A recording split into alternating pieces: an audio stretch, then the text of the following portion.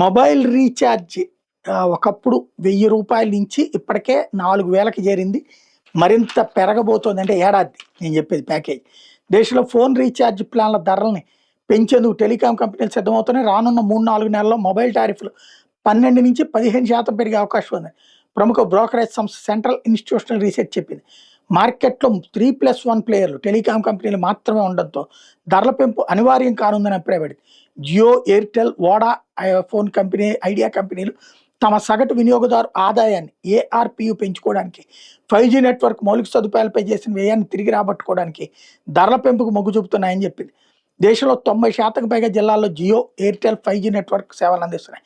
ఇక Vodafone, idea కూడా దాదాపు 100 నగరాలకి 5G సేవలను విస్తరించింది.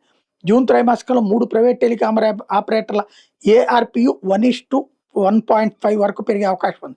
వోడాఫోన్, ఐడియాను వెనక్కి నెట్టి జియో, ఎయిర్టెల్ తమ చందాదారుల మార్కెట్ వాటాను పెంచుకుంటూ పోతున్నాయి.